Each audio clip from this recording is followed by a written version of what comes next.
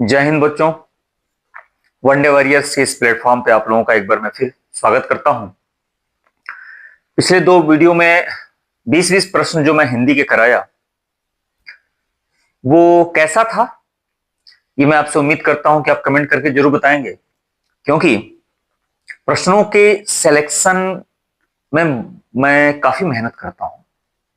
मतलब एक एक प्रश्न कहां से चुनना है, और वो भी ऐसे प्रश्न हो जिसको अगर मैं प्रश्न आपको सॉल्व कराऊं तो उसके पीछे कम से कम 4 या 5 प्रश्न आप कर ले जाएं, यानी कि उसके पीछे 4-5 प्रश्नों का एक भाव छुपा हो, आप कर सकते हैं। ठीक है, चलिए आज का तीसरा वीडियो है।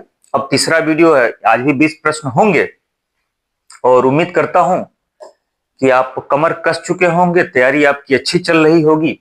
एक पद लेना है ना, एक पद जो है हासिल करके रखना है। आइए चलिए देखा जाए। पहला प्रश्न, खड़ी बोली को किसने पुरानी हिंदी कहा है? खड़ी बोली को किसने पुरानी हिंदी कहा है, आपको बताना है। और ऑप्शन आपके सामने हैं, क्या क्या? चंद्रधर शर्मा गुलेरी, या विद्यापति, या अमीर खुसरो, या लल्लू लाल। ये 4 ऑप्शन है। तो आपको बताना है कि खड़ी बोली को किसने, ये खड़ी बोली है, खड़ी बोली को किसने क्या कहा है? पुरानी हिंदी के नाम से किसने पुकारा है? तो आपका ऑप्शन हो जाएगा चंद्रधर शर्मा गुलेरी। चंद्रधर शर्मा ने खड़ी बोली को पुरानी हिंदी के नाम से पुकारा है। ठीक है, अब जरा किस किस नाम से अलग अलग है, जरा ये पूरी की पूरी लिस्ट है। आप चाहे तो नोट कर लीजिएगा, स्क्रीनशॉट ले लीजिएगा, खूब अच्छे से तैयार कर लीजिएगा कि खड़ी बोली किसने कहा है। तो आप कहिएगा कि खड़ी बोली लल्लू लाल ने कहा है। खड़ी बोली, ठीक, खड़ी बोली नाम किसने दिया है? लल्लू लाल ने। इसे कौरवी नाम किसने दिया? राहुल सांकृत्याय ने। ये बहुत बार पूछा गया, ये मोस्ट इंपॉर्टेंट है, इसको अच्छे से याद कीजिएगा। ठीक है, पुरानी हिंदी किसने कहा है? चंद्रधर शर्मा गुलेरी ने कहा है। हिंदवी नाम से, हिंदवी नाम किसने दिया? अमीर खुसरो ने दिया। इसे टकसाली, गिलक्रिस्ट महोदय इसे टकसाली कहते हैं, इसे टकसाली हिंदी कहते हैं। जनपदीय हिंदी इसे किसने कहा है? तो सुनीति कुमार चटर्जी ने कहा है। जबकि देसिल बयाना के नाम से किसने संबोधित किया है? तो विद्यापति ने संबोधित किया है। ठीक है, अगला प्रश्न, कौन सी रचना चंद्रधर शर्मा गुलेरी की नहीं है? 4 आपके सामने ये रचना का नाम है। राजा भोज का सपना, ठीक है, राजा भोज का सपना, उसने कहा था, बिखरे मोती, पापी पेट। ये 4 रचनाएं आपके सामने दी गई हैं और आपको बताना है कि इसमें से कौन सी रचना चंद्रधर शर्मा गुलेरी की है। चंद्रधर शर्मा गुलेरी की है। कौन सी रचना चंद्रधर शर्मा गुलेरी की है? तो बता दीजिए कौन सी रचना है। तो चंद्रधर शर्मा गुलेरी की रचना हो जाएगी उसने कहा था। ठीक है, उसने कहा था। अब जरा देख लीजिएगा, राजा भोज का सपना ये किसका है? राजा भोज का सपना, ये राजा भोज का सपना ये राजा शिव प्रसाद की रचना है।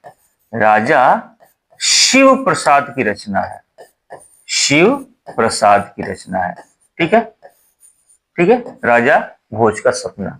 और बिखरे मोती और पापी पेट, ये दोनों सुभद्रा कुमारी चौहान की बड़ी ही फेमस रचना है।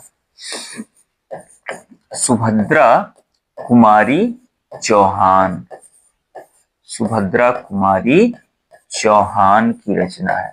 ठीक है, बिखरे मोती और पापी पेट। जबकि राजा भोज का सपना राजा शिव प्रसाद की रचना है। उसने कहा था चंद्रधर शर्मा गुलेरी की रचना है। अगले प्रश्न पे जरा चलते हैं। प्रश्न पूछा है कि जल परी, जल परी, जल परी में कौन सा, जल परी में कौन समास है? ये जल परी में कौन समास है? अव्ययीभाव समास है, या द्वंद्व समास है, या तत्पुरुष समास है, या बहुव्रीहि समास है? कौन सा समास हो जाएगा? बताएंगे कौन सा समास हो जाएगा? जल परी में कौन समास है? तो जल में रहने वाली परी, जल में रहने वाली परी, यानी कि आप कहेंगे तत्पुरुष समास। कौन सा समास हो जाएगा? तत्पुरुष समास हो जाएगा जल परी में। बात समझ में आ गई ना? अव्ययीभाव समास तो होगा नहीं, द्वंद्व समास होगा नहीं, बहुव्रीहि समास होगा नहीं, जलपरी तत्पुरुष समास हो जाएगा। क्वेश्चन पूछा है सुषुप्ति में कौन सी संधि है? सुषुप्ति में कौन सी संधि है? शब्द है सुषुप्ति, ध्यान से देखिएगा, शब्द है सुषुप्ति। सुषुप्ति में कौन सी संधि है? दीर्घ स्वर संधि है, या व्यंजन संधि है, या यण स्वर संधि है, या आप इसे विसर्ग संधि कहेंगे? कौन सी संधि कहेंगे इसे आप? तो आप इसे कहिएगा, जानते हैं क्या? इसे कहिएगा, देखिएगा ध्यान से, सुधन सुधन सुप्ति, सुधन समा,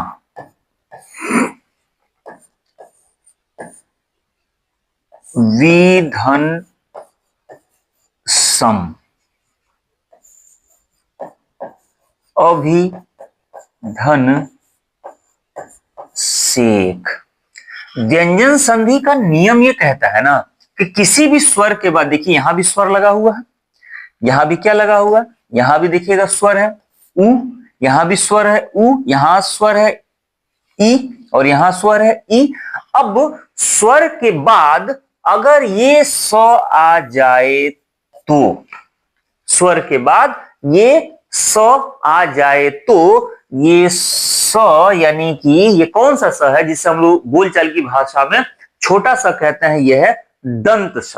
अब जो दंत स है ये किसमें परिवर्तित हो जाएगा? तो ये मूर्धन्य स में परिवर्तित हो जाता है। तो लिखा है सुधन सुप्ति, तो ये क्या हो जाएगा? ये हो जाएगा सुसुप्ति, हो जाएगा सुसुप्ति। ये लिखा है सुधन समा, तो ये क्या हो जाता है? सु, अब ये जो स है मूर्धन्य स में परिवर्तित हो जाएगा, सुषमा, सुषमा हो जाएगा। विधन सम क्या हो जाएगा? विषम हो जाएगा, विषम हो जाएगा। अभिधन सेक, अभिषेक हो जाएगा। ठीक है, चलिए अगला प्रश्न। प्रश्न क्या कह रहा है? निम्न में से कौन कृदंत प्रत्यय का उदाहरण नहीं है? प्रश्न पूछा जा रहा है कि निम्न में से कौन कृदंत प्रत्यय का उदाहरण, कृदंत प्रत्यय, ध्यान से देखिएगा, कृदंत प्रत्यय का उदाहरण नहीं है। भलाई, या दिखाई, या सुनाई, या चढ़ाई। ठीक है, तो आपको बताना है कि निम्न में से कौन कृदंत प्रत्यय का उदाहरण नहीं है। तो देखिएगा, प्रत्यय मूल रूप से कितने प्रकार के होते हैं? दो प्रकार के होते हैं। एक को कहा जाता है कृदंत प्रत्यय, क्या कहा जाता है? कृदंत प्रत्यय, कृदंत प्रत्यय कहा जाता है। और एक होता है तद्धित प्रत्यय, क्या होता है? तद्धित प्रत्यय। एक होता है कृदंत प्रत्यय और एक होता है तद्धित प्रत्यय। अब कृदंत प्रत्यय किसे कहते हैं? ध्यान से देखिएगा, कृदंत प्रत्यय का मतलब होता है क्रिया में जब कोई प्रत्यय लगे तो उसे कहेंगे कृदंत प्रत्यय। लेकिन तद्धित प्रत्यय किसे कहा जाता है? तो तद्धित प्रत्यय का मतलब होता है कि संज्ञा में, ठीक है, विशेषण में और सर्वनाम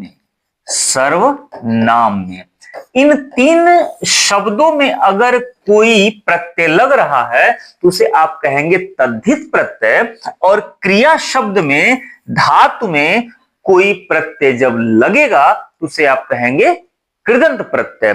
तो अब इसमें देखिएगा क्वेश्चन क्या पूछा जा रहा है? कृदंत प्रत्यय का उदाहरण नहीं है। यह दिखाई, इसमें आई जो शब्द लगा है किसमें लिखा है? दिख, दिख एक क्रिया है, धातु है, तो ये हो गया कृदंत प्रत्यय, वो तो हो गया। ये लिखा है चढ़ाई, तो चढ़ धातु में लगा हुआ है, यानी कि ये भी क्रिया में लगा हुआ है, वो भी हो गया कृदंत प्रत्यय। ये लिखा है सुनाई, यानी कि सुन धातु में लगा हुआ है, क्रिया में लगा हुआ है, ये भी हो जाएगा कृदंत प्रत्यय। लेकिन ये नहीं होगा, ये नहीं होगा। क्यों नहीं होगा? क्योंकि यह भला में लगा हुआ है, और भला ये विशेषण है, इसीलिए बना है भलाई। तो संज्ञा में लगे, विशेषण में लगे, सर्वनाम में लगे, तब जाके होता है तद्धित प्रत्यय। तो चूंकि ये हो जाएगा तद्धित प्रत्यय। प्रश्न पूछा है कि कौन सा कृदंत प्रत्यय का उदाहरण नहीं है, यही कृदंत प्रत्यय का उदाहरण नहीं है। ठीक है, चलिए किस वाक्य में उत्तमावस्था का प्रयोग किया गया है? प्रश्न बड़ा ही शानदार सा है। ठीक है, निम्न में से किस वाक्य में उत्तमावस्था का प्रयोग किया गया है? उत्तमावस्था का प्रयोग किया गया है। मीरा बहुत अच्छा गाती है। क्या लिखा है? पहला, मीरा बहुत अच्छा गाती है। क्या इसमें उत्तमावस्था है? दिल्ली से अच्छा तो आगरा ही था। सबसे खराब तुम्हारी आदत है। एक बात याद रखना, सबसे खराब तुम्हारी आदत है। तुम दोनों मेहनती हो। प्रश्न ये पूछा गया है कि उत्तमावस्था किसमें है? उत्तमावस्था बताना है। बता दीजिए तो उत्तमावस्था किसमें है? मीरा बहुत अच्छा गाती है, होगा ना? ये नहीं होगा। क्यों नहीं होगा? ये मूलावस्था है। मीरा बहुत अच्छा गाती है, किसी से तुलना मीरा की नहीं की गई है, सिर्फ मीरा के बारे में बताया गया है। तो जब किसी से तुलना मत कीजिए तो मूलावस्था हो जाएगा। तो पहला तो ये हो जाएगा मूलावस्था। ठीक है, दिल्ली से अच्छा तो आगरा है, किसी एक से तुलना कर दीजिए, ये हो जाएगा उत्तमावस्था, सॉरी उत्तरावस्था। ये दूसरा क्या हो जाएगा? ये उत्तरावस्था। किसी से तुलना कर दिया ना, दिल्ली से तुलना आगरा से किया है। ठीक है, तो उत्तरावस्था हो जाएगा। सबसे खराब तुम्हारी आदत है, यही सही है, यही सही है। यही क्या हो जाएगा? यही सही हो जाएगा कि सबसे खराब तुम्हारी आदत सबसे खराब है। सबसे तुलना कर दिया ना, तो जब सबसे तुलना कर देगा तो उसी को क्या कहते हैं? उत्तम अवस्था कहते हैं। यही सही हो जाएगा। तुम दोनों मेहनती हो, तुम दोनों की बात करेगा, ये मूलावस्था हो जाएगा। देखिएगा, पहला होता है मूलावस्था, मूलावस्था, मूलावस्था हो जाएगा, एक मूलावस्था हो गया। ठीक, फिर उसके बाद से हो जाता है उत्तरावस्था, उत्तरावस्था। ठीक है, फिर उसके बाद से हो जाएगा उत्तमावस्था। ठीक है, विशेषण की तीन अवस्थाएं होती हैं, या तुलना के आधार पर विशेषण की कितनी अवस्थाएं होंगी तो आपको कहिएगा तीन, मूलावस्था, उत्तरावस्था, उत्तमावस्था। किसी से तुलना मत कीजिए, उसके बारे में बताइए, उसकी विशेषता बताइए, तो कहा जाएगा, क्या कहा जाएगा? कहा जाएगा ये मूलावस्था। जब किसी से तुलना कर दिए, किसी से, एक या दो से, तो हो जाएगा उत्तरावस्था, और सबसे तुलना कर दीजिए तो हो जाएगा उत्तमावस्था। तो उत्तमावस्था पूछा तो तुम्हारी आदत ही सबसे खराब है, यानी कि सी ऑप्शन सही हो जाएगा। अगला प्रश्न देखिए, हिंदी शब्दकोश में ज्यों ज्यों किस वर्ण के बाद आता है? हिंदी शब्दकोश में ज्यों किस वर्ण के बाद आता है? मौ के बाद आएगा, या त्र के बाद आएगा, या ज के बाद आएगा, या क के बाद आएगा? तो ज्यों, ये ज्यों छत्र ज्ञा, क्या होगा? छत्र अज्ञा। तो त्र के बाद नहीं आएगा, ये गलत है। किसके बाद आएगा? ये आएगा ज के बाद। क्यों ज के बाद आएगा? क्यों ज के बाद आएगा? ध्यान से सुनिएगा। वर्णमाला में ज्यों किससे किससे मिलकर के बना है? ज्यों किससे किससे मिलकर बना है? ज प्लस इया से मिलकर के बना है। तो ज प्लस इया से मिलकर बना है, इसीलिए जब भी आएगा तो ज के बाद आएगा ज्यों। जब पूछे कि छ किसके बाद आएगा तो आप कहिएगा क के बाद आएगा। पूछे त्र किसके बाद आएगा तो याद रखिएगा ये त के बाद आएगा। पूछे श्र किसके बाद आएगा? श्र, श्र, तो कहिएगा श के बाद आएगा। ठीक है, चलिए अगला प्रश्न, ये देखिए, ये मजेदार चीज, ई क्या है? अब आप कहेंगे कि सर ई क्या है? सिंबल तो आपको दिख रहा होगा एस एस आई, लेकिन वो एस एस आई नहीं है, छंद का एक गण है। गण क्या है? छंद का एक गण है। गण कितने प्रकार के होते हैं? तो प्रश्न संख्या 8 है ना, तो गण कितने प्रकार के होते हैं? 8 प्रकार के होते हैं। गण कितने प्रकार के होते हैं? 8 प्रकार के होते हैं। अब कौन कौन गण होते हैं 8 प्रकार के? ये होता है यगण, मगण, तगण, रगण, जगण, भगण, नगण, सगण। 1 2 3 4 5 6 7 8 हो गया ना। ये होते हैं आपके 8 गण। अब गण होता क्या है, ध्यान से सुनिएगा, ये छंद में होता है। यति, लय, गति, तुक, गण, ये सब छंद के हिस्से हैं और 3 मात्राओं के समूह को गण कहा जाता है। 3 मात्राओं के समूह को गण कहा जाता है। अब समूह चाहे जैसे बना लीजिएगा, समूह चाहे जैसे बना लीजिएगा, 3 मात्राओं के समूह को, युग्म को गण कहा जाता है। और कितने बनेंगे समूह? 8 ही बनेंगे। मैंने कहा ना कि समूह चाहे जैसे बनाइए, लेकिन बनेगा कितना? 8 ही बनेगा। तो यही बनता है यगण, मगण, तगण, रगड़, जगण, भगण, नगण, सगण। तो ये कितने होंगे? 8 प्रकार के होते हैं। कितने होंगे? 8 प्रकार के होते हैं, याद रखिएगा। अब ये आप जब उसमें आपने देखा कि कैसे करना है, तो देखिएगा, य माता, य माता रा, य माता रा ज, रा ज भा, रा ज भा न, भा न स, न स ल, स ल गा। ये देखिएगा, ये युग्म बन गया। अब देखिए वो क्या है, सिंबल आपको दिखाई दे रहा था, यानी कि 2 दीर्घ 1 लघु, 2 दीर्घ 1 लघु। तो 2 दीर्घ 1 लघु आपको कहां दिखाई दे रहा है? 2 दीर्घ 1 लघु, देखिए ये दिखाई दे रहा है 2 दीर्घ 1 लघु, ये दिख रहा ना। तो क्या हो जाएगा? तगड़ हो जाएगा, तगड़ हो जाएगा। और ये मैं बनाया कैसे हूं, ये जरा ध्यान से देख लीजिएगा। मैं बनाइए, ये सब मैं किया कैसे हूं? तो एक ट्रिक है, य मा ता रा ज भा न स ल गा।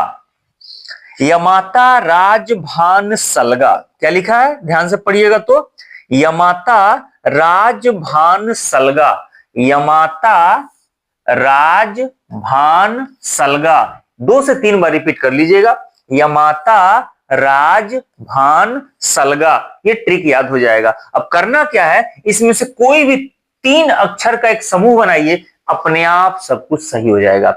य से बनाएंगे, य माता, तो य से हो जाएगा यगड़। देखिए य पर 1 मात्रा, म पर 2 मात्रा, त पर 2 मात्रा, 1 2 2। देखिएगा यगड़ का हो जाएगा 1 2 2। कोई उठा लीजिए, चलिए यहां से ज से उठा लीजिएगा।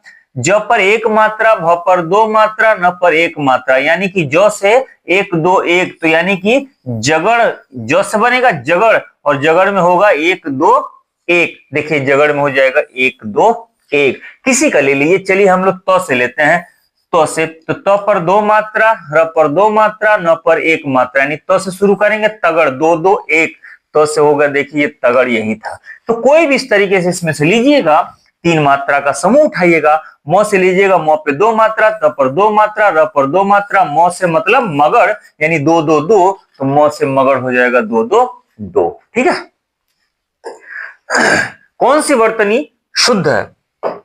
शुद्ध बताना है, कौन सी वर्तनी आपकी शुद्ध है। अब बता दिए कौन सी वर्तनी शुद्ध है। सकुशल पूर्वक, बौद्धिष्ट, आध्यात्मिक, फिटकरी। कौन सी वर्तनी इसमें शुद्ध है? तो देखिएगा, सबसे पहले एक एक करके देख लीजिएगा। सकुशल पूर्वक कैसे लिखा जाता है? सकुशल, या तो आप ऐसे लिख दीजिए, या तो आप लिखिए कुशल पूर्वक,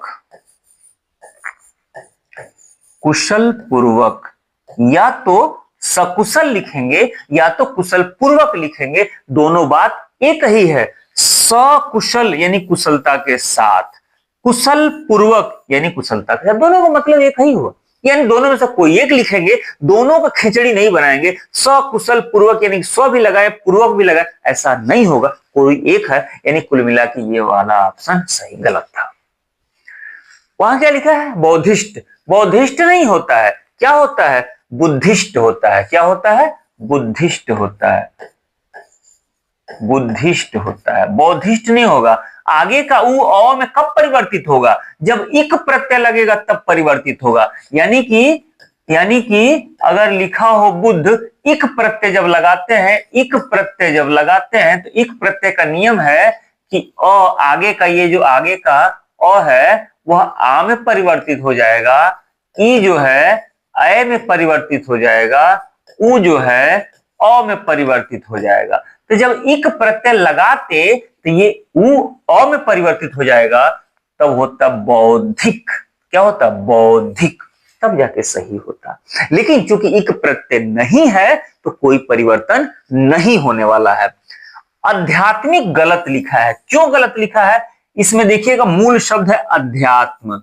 क्या है मूल शब्द? अध्यात्म।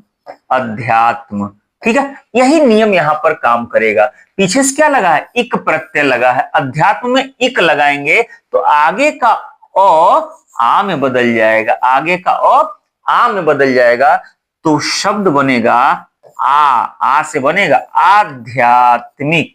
आध्यात्मिक बनेगा, आध्यात्मिक ऐसे बनता है, ध्यान दीजिएगा। यही गलत है, कुल मिला के फिटकरी सही है। ठीक है, फिटकरी सही, फिटकिरी नहीं होता, उसकी गलती, वो गलत कैसे बनाया जाता है? फिटकिरी कर दिया जाता है तो वो गलत हो जाएगा। ठीक है, चलिए, भ्रमर किसका पर्यायवाची नहीं है? भ्रमर किसका पर्यायवाची नहीं है? तो बताइए भाई, भ्रमर किसका पर्यायवाची नहीं है? भ्रमर जो है किसका पर्यायवाची नहीं है पूछा गया है। तो भ्रमर किसका पर्यायवाची नहीं है? चंचरीक। चंचरीक का पर्यायवाची भ्रमर होगा? चंचरीक का पर्यायवाची भ्रमर होगा? चंचरीक का पर्यायवाची होता है, भ्रमर चंचरीक की पर्यायवाची होगी। भ्रमर सिलीमुख की पर्यायवाची होगी। भ्रमर द्विरेफ की पर्यायवाची होगी, लेकिन द्विरद की पर्यायवाची नहीं होगी। द्विरद की पर्यायवाची नहीं होगी, यानी कि यही ऑप्शन सही था। द्विरद जो है, द्विरद हाथी की पर्यायवाची होती है। द्विरद हाथी की पर्यायवाची होगी। आगे चलिएगा, रद का मतलब दांत होता है। रद का मतलब दांत, तो द्विरद यानी कि दो दांत किसके होते हैं? हाथी के। नागरी प्रचारी सभा के पहले अध्यक्ष कौन थे? प्रश्न आपसे पूछा जा रहा है कि नागरी प्रचारी सभा के पहले अध्यक्ष कौन थे। तो पहली बात यह हुई कि नागरी प्रचारी सभा की स्थापना हुई कब थी, कहां हुई थी नागरी प्रचारी सभा की स्थापना? तो ये जो नागरी प्रचारी सभा आपको दिखाई दे रही है, इसकी स्थापना होती है काशी में। इसकी स्थापना होती है काशी में। ठीक है, इसकी स्थापना हो रही है काशी में हो रही है। ठीक है, और इसके पहले अध्यक्ष हैं बाबू राधा कृष्ण दास। इसके पहले अध्यक्ष कौन हो जाएंगे? बाबू राधा कृष्ण दास हो जाएंगे। ठीक है, और इसकी स्थापना हो रही है 16 जुलाई 1893 को। इसकी स्थापना हो रही है 16 जुलाई 1893 को।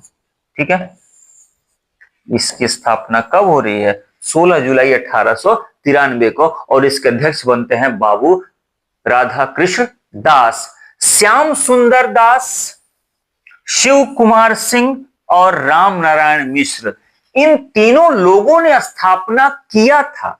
इन तीनों लोगों ने ही मिलकर के काशी में नागरी प्रचारी सभा की स्थापना किया था, और पहले अध्यक्ष बनते हैं राधा कृष्ण दास। ठीक है, चलिए अगला प्रश्न जरा देख लीजिएगा। भरत मुनि के रस सूत्र में किसका उल्लेख नहीं मिलता है?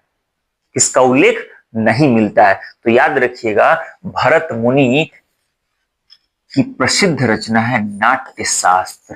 क्या है? नाट्य शास्त्र।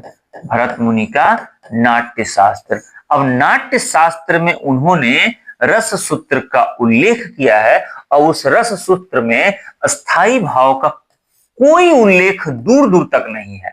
यहां तक कि आपको पता होगा, प्रश्न तो बहुत पूछा जाता है, उसमें शांत रस का भी उल्लेख नहीं है।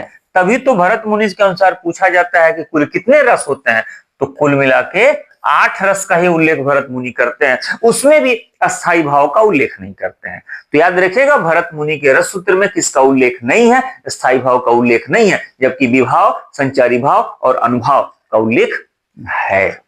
ठीक है, भरत मुनि के अनुसार रसों की संख्या कितनी होती है? तो 8 होती है। कौन सा रस नहीं मानते हैं वो, तो शांत रस को रस नहीं कहते हैं। अब देखिए, पास हीरे हीरे की खान, इस पंक्ति में कौन सा अलंकार है? पास हीरे हीरे की खान, पास हीरे हीरे की खान में कौन सा अलंकार है, जरा बता दीजिए तो। इसमें कौन सा अलंकार हो जाएगा? इसमें हो जाएगा सभंग यमक। कौन सा? सभंग यमक। अब सभंग यमक और अभंग यमक का मतलब समझिए। यमक दो प्रकार का होता है, एक होता है अभंग यमक, अभंग यमक, और एक हो जाएगा सभंग यमक, एक हो जाएगा सभंग यमक। अब सभंग और अभंग का मतलब क्या होता है? सभंग और अभंग का मतलब ये होता है कि अगर लिखा हो कि काली घटा का घमंड घटा, काली घटा का, काली घटा का घमंड घटा, इसमें घटा घटा 2 बार आएगा, आएगा ना। 3 बेर खाती थी वो, 3 बेर खाती थी, इसमें बेर शब्द जो है वो 2 बार आएगा, ऐसे, ठीक है। लेकिन पास हीरे हीरे की खान, इसमें भी हीरा हीरा 2 बार आया है, हीरे और हीरे 2 बार आया है, लेकिन शब्दों को तोड़ना पड़ा है 2 अर्थ निकालने के लिए। एक बार देखिए लिखा हुआ है ही रे, और एक बार लिखा हुआ है हीरे, यानी कि शब्दों को तोड़ा गया है, तब जाकर 2 अर्थ आपको दिखाई दे रहा है। जबकि घटा घटा, घटा घट शब्द को तोड़ना नहीं पड़ा है। घटा का अर्थ कम होना भी होता है, घटा का अर्थ बदली भी होता है। बेर का अर्थ बैर, बेर, बेर खाने वाला बेर, फल, और बेर का अर्थ टाइम, तोड़ना नहीं पड़ा है। तो जिसमें शब्दों को तोड़ना न पड़े, छेड़छाड़ करने की जरूरत ना पड़े, तो वहां हो जाएगा अभंग यमक। अभंग यानी बिना भंग किए हुए। जहां शब्दों को तोड़ने की नौबत आ जाए, वहां छेड़छाड़ करने की नौबत आए, तब जाके उसके अर्थ अलग अलग हो, तो वहां हो जाएगा सभंग यमक। बात समझ में आ गई ना? चलिए अगला प्रश्न क्या है? अत्यंत में कौन सा क्रिया विशेषण है? क्रिया विशेषण है। क्रिया विशेषण कितने प्रकार के? 4 प्रकार के क्रिया विशेषण होते हैं। कौन कौन? तो पहला हो जाता है कालवाचक क्रिया विशेषण। कालवाचक होता है जो समय का बोध कराता है। फिर होता है स्थानवाचक क्रिया विशेषण जो जगह का बोध कराता है। फिर होता है परिमाणवाचक क्रिया विशेषण जो मात्राओं का बोध कराता है। और फिर होता है रीतिवाचक क्रिया विशेषण जो क्रिया के करने का प्रकार बताता है। तो पूछा है अत्यंत कौन सा क्रिया विशेषण है? अत्यंत मात्रा को बता रहा ना, अत्यंत, अत्यंत, कम, ज्यादा, अत्यंत, जिसका कोई अंत ना हो, यानी ऐसी कोई अत्यंत बोलता है, यानी इतना बोलता है कि इसका कोई अंत ना हो, तो क्या हो जाएगा? परिमाण वाचक क्रिया विशेषण हो जाएगा। रीत तो प्रकार हो जाएगा, वह धीरे चलता है, तेज चलता है, अचानक चलता है, ये रीतिवाचक हो जाएगा। कालवाचक कल आएगा, परसों आएगा, सुबह से पढ़ रहा है, ये क्या है? ये कालवाचक टाइम को बताता है। गुणवाचक कभी कभी देखिएगा क्रिया विशेषण में कभी कभी एकाध कुछ किताबें हैं एकाध गुणवाचक विशेषण दे देती हैं, जैसे वह मीठा बोलता है, कभी कभी होता है एक, लेकिन हालांकि याद रखिएगा 4 ही प्रकार होता है, परिमाणवाचक, रीतिवाचक, कालवाचक और स्थानवाचक होता है। फिर जरा अगला प्रश्न देखिएगा। समंदर पीर का अंदर है लेकिन रो नहीं सकता। समंदर पीर का अंदर है लेकिन रो नहीं सकता। पीर का मतलब होता है दर्द, उसके अंदर दर्द का समंदर है लेकिन फिर भी वो रो नहीं सकता। तो कौन सा अलंकार है? तो आप कहेंगे यहां पर विशेषोक्ति अलंकार है। विशेषोक्ति अलंकार। अब विशेषोक्ति अलंकार क्यों है? ध्यान से सुनिएगा। नियम यह कहता है कि जब रचना में कारण भरपूर हो लेकिन काम होना ना दर्शाया जाए। भाई रोने के लिए क्या चाहिए? दर्द चाहिए, एक चटा लगा दिया हम रो देगा। लेकिन यहां कह रहा है कि समंदर पीर का अंदर, यानी इतना दर्द है कि मानो समंदर है लेकिन फिर भी नहीं रो रहा है। यहां पर कहते हैं विशेषोक्ति अलंकार। अच्छा, इसका एक विपरीत यानी कि विलोम अलंकार होता है विभावना। इसका एक विपरीत अलंकार होता है विभावना, यानी कि वहां कारण नहीं होगा, फिर भी काम होना बताया जाता है। तो बिनु पग चले सुने बिनु काना, या फिर आनन रहित सकल रस भोगी, सुने होंगे अलंकार परिभाषाएं।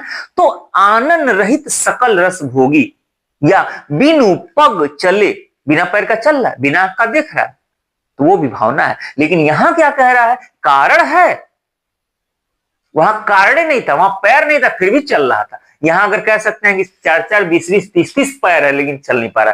खैर, तो समंदर पीर का अंदर है लेकिन रो नहीं सकता। ठीक है, चलिए अगला प्रश्न क्या कह रहा है, दारू दारू सम श्रुति भिन्नार्थक शब्द है। दारू और दारू, दारू और दारू। अब दारू दारू किसे कहते हैं, दारू का मतलब शराब या दारू का मतलब मेढक। किस वाले दारू का मतलब शराब, मेढक, शराब, मेढक, लकड़ी, शराब, क्या हो सकता है। तो खैर आइए, दारू, ये जो दारू लिखा है ना, दारू र पर छोटा हो, इसका मतलब होता है लकड़ी। इसका मतलब क्या होता है, लकड़ी। दारू का मतलब हो जाएगा लकड़ी, और दारू का मतलब हो जाएगा शराब। दारू का क्या मतलब हो जाएगा, शराब, यानी कि लकड़ी शराब, यानी कि सी ऑप्शन है यहां पर आपका सही हो जाएगा, होगा ना। चलिए अच्छा एक बात बताइए, इतना मैं लगातार बोल रहा हूं, पढ़ा रहा हूं, प्रश्न कैसा है। मैं बार बार एक ही बात पूछ रहा हूं कि जो प्रश्नों का कलेक्शन मैंने किया है ये कैसा है, इसलिए कि मतलब सिर्फ इतने से है, प्रश्न अच्छे होंगे तभी आपको फायदा देंगे। जबरदस्ती के बहुत आसान आसान प्रश्न है कि वर्णमाला है, कौन सा कंठ व्यंजन है, कौन सा तालव्य व्यंजन, अब उसका मतलब नहीं रहा। ठीक है, चलिए, और प्रश्न वाकई अच्छे लग रहे हो तो आपसे इतनी उम्मीद सिर्फ होगी कि वीडियो को दूसरे के पास शेयर करते रहिए आप लगातार। जिस तरह से मैं आपके लिए बना रहा हूं, तो आपसे बस इतनी उम्मीद करूंगा कि किसी दूसरे के पास शेयर कीजिए, लोगों को जोड़िए। आपसे कोई फीस तो नहीं मांग रहा हूं, आपसे बस एक हेल्प मांग रहा हूं और कुछ नहीं। निम्न में से कौन सा युग्म सात्विक अनुभाव है, सात्विक अनुभाव है। अच्छा, अनुभाव कहते किसे हैं ये देख लीजिएगा। रस के अस्थाई भाव के जो परिणाम होते हैं ना, परिणाम, तो अस्थाई भाव के परिणाम को अनुभाव कहा जाता है। अनुभाव, अनुभाव, ठीक है भाई। रस की प्राप्ति होगी तो उसका कुछ रिजल्ट भी तो आएगा, और जब रिजल्ट आएगा तो कितने प्रकार का रिजल्ट आएगा। तो एक को कहते हैं कायिक, क्या कहते हैं, कायिक, ठीक है।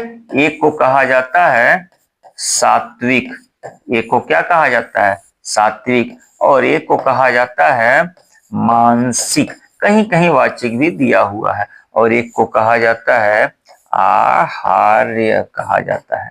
ठीक है, तो कायिक का मतलब कि परिणाम स्वरूप जानबूझ करके, यानी कि स्वयं की जाने वाली क्रिया, यानी कि बोल दीजिए, मार दीजिए, उठ के भाग जाइए, झगड़ा कर लीजिए, चिल्लाइए, घूरिए, ये सब मतलब आप जो जानबूझ के करते हैं वो होता है कायिक। सात्विक का मतलब होता है स्वतः हो जाने वाली क्रिया, आंख से आंसू निकलना, मूर्छित हो जाना, बेहोश हो जाना, पसीना निकलना, ठीक है, बेहोश ऐसा होता, तो ये सात्विक है। मानसिक समझ रहे हैं। आहारी का मतलब कि खान पान व्यवहार में परिवर्तन ना, उसे आहारी कर। अब प्रश्न आपसे पूछा जा रहा है कि कौन सा युग्म सात्विक अनुभाव का है, कौन सा युग्म। मारना, आंसू निकलना। अब आंसू निकलना तो हो सकता था, लेकिन यहां दे दिया है मारना, यह नहीं होगा, ये गड़बड़ हो जाएगा, तो ये खत्म हो गया। बेहोश होना और झगड़ा करना, बेहोश होना तो हो सकता था, लेकिन यहां लिख दिया है झगड़ा करना। भाई झगड़ा जानबूझ के होता है ना, स्वतः तो झगड़ा हो नहीं जाएगा, तो ये भी नहीं हो जाएगा। ठीक, आंख नम होना, चेहरा लाल होना, यही हो जाएगा 100%। आंख नम होना यानी कि आंख में कोई बात आप सुन लेते हैं, किसी प्रकार की रस की प्राप्ति हुई, कोई मर गया, किसी शोक संदेश ऐसा सुन लिया, आंख में ऑटोमेटिक पानी आ जाता है, वो आप जानबूझ के नहीं लाते हैं, और आ ही जाता है। चेहरा लाल हो जाना गुस्से में, तो ये हो जाता है आपका सात्विक अनुभव। ठीक है, बात समझ में आ गई ना। चलिए अगला अगला प्रश्न क्या है, निम्न में से कौन स्वर संधि का उदाहरण है, स्वर संधि का उदाहरण है। आप पहली बात वादा कीजिए कि वीडियो आप दूसरे के पास शेयर जरूर करेंगे, ठीक है। इससे भी मजेदार मजेदार प्रश्न जरूर बनाऊंगा। निम्न में से कौन स्वर संधि का उदाहरण है। संयोग, संयोग जो लिखा है संयोग, अब संयोग का अगर संधि विच्छेद करें तो होगा सम धन योग। तो एक बात बताइए, क्या ये स्वर संधि आपको दिखाई दे रही है? ना। नमस्कार में क्या लिखा है? नमः नमः धन कार। क्या लिखा है? नमः धन कार। तो ये भी नहीं है, ये तो विसर्ग संधि हो गए, ये व्यंजन संधि हो गए। मनोहर का क्या हो जाएगा? मनः मनः धन हर। मनोहर का हो जाएगा मनः धन हर, तो भी विसर्ग संधि हो जाएगा। पवन हो जाएगा, पवन हो जाएगा। क्यों हो जाएगा पवन? पवन इसलिए हो जाएगा कि ये होगा पू धन अन बराबर पवन, तो ये हो जाएगा स्वर संधि। ठीक है, और स्वर संधि में कमेंट करके आप बताइए कि स्वर संधि में कौन सी स्वर संधि है ये। ठीक है, कौन सी स्वर संधि है? चलिए, कौन सा एक संज्ञा है? प्रश्न पूछा जा रहा है कि 4 शब्द आपके सामने दिया गया है, इसमें कौन एक संज्ञा है? क्रुद्ध, क्रोध, क्रोधी, क्रोधित। ठीक है, तो खैर चलिए बताता हूं। क्रुद्ध, क्रुद्ध ये विशेषण है, क्रुद्ध व्यक्ति। क्रोधी आदमी ये भी विशेषण है। क्रोधित बालक ये भी विशेषण है। लेकिन क्रोध जो है ना, क्रोध ये भाववाचक संज्ञा है, भाववाचक संज्ञा है। यानी कि आप कह सकते हैं कि ये विशेष्य है। क्या है? विशेष्य है। बात समझ में आई? ये विशेष्य है। अगला प्रश्न और आज का आखिरी प्रश्न। प्रश्न कैसा लगा ये जरूर बताइएगा कि कौन सा इसमें उभय लिंग है। क्या है इसमें? उभय लिंग के तौर पर किसका प्रयोग किया जाता है? अध्यापक का प्रयोग किया जाता है ना। पुल्लिंग को अध्यापक कहते हैं और स्त्रीलिंग को अध्यापिका कहते हैं। लेखक को पुल्लिंग है तो लेखक कहते हैं, स्त्रीलिंग है तो लेखिका कहते हैं। सरोवर तो सिर्फ और सिर्फ पुल्लिंग के लिए प्रयोग होता है, बाकी तो इसका कुछ होता नहीं है। डॉक्टर है ये उभयलिंग है। डॉक्टर जो है यही उभयलिंग है, याद रखिएगा। डॉक्टर वो चाहे पुल्लिंग हो और चाहे स्त्रीलिंग हो, तो पुल्लिंग को भी कहते हैं डॉक्टर और स्त्रीलिंग को भी कहते हैं डॉक्टर। बात समझ में आई? तो डॉक्टर सही हो जाएगा, यही उभयलिंग है। यानी कि पुल्लिंग के लिए भी और स्त्रीलिंग के लिए भी दोनों कंडीशन में उपयोग किया जाता है, तो डॉक्टर शब्द उभयलिंग है। तो ये रहा 20 प्रश्नों का आज का लाजवाब संग्रह। तो प्रश्न कैसा लगा कमेंट तो कीजिएगा। सब्सक्राइब कीजिए, संख्या बढ़ाइए और लोगों के पास शेयर कीजिए, ताकि हमारी और आपकी मुलाकात जबरदस्त होती रहे और आप एक पद हासिल करके हमको दिखा दीजिए। ठीक है, चलिए मिलते हैं कल इसी टाइम पर।